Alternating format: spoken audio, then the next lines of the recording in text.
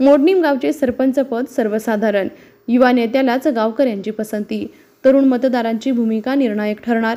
माढा तालुक्यातील सर्वात मोठी ग्रामपंचायत असलेल्या मोडणीम ग्रामपंचायतीसाठी सरपंच पद हे सर्वसाधारण पडल्याने येणारी 2025 ते 2030 साठीची मोडणीम ग्रामपंचायतीची निवडणूक ही जनतेतून सरपंच होणार असल्याने सर्वसाधारण आरक्षणामुळे युवा उमेदवारांना संधी मिळण्याची शक्यता वाढली आहे। निवडणुकीत तरुण मतदाराच्या प्रभावामुळे तरुण उमेदवाराला पसंती मिळण्याची चर्चा गावकऱ्यातून होत असल्याचं दिसतंय।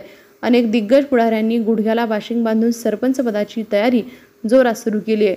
मात्र गेल्या काही वर्षात तरुण उमेदवाराला संधी न मिळाल्याने मात्र यावेळी तरी तरुण उमेदवाराला संधी मिळेल का हे पाहणं गरजेचं आहे।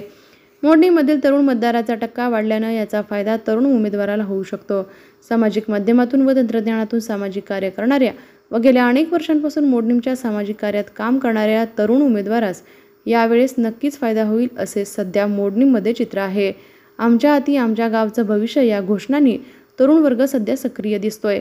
दिग्गजांची तयारी व नव्या रणनीती गुडघ्याला बाशिंग बांधून स्पर्धेत उतरलेल्या अनुभवी नेत्यांकडून जनसंपर्काच्या माध्यमातून गावातील कधीही भेट न घेतलेल्या नागरिकांच्या भेटीगाठी घेण्याचं काम सुरू केलं आहे।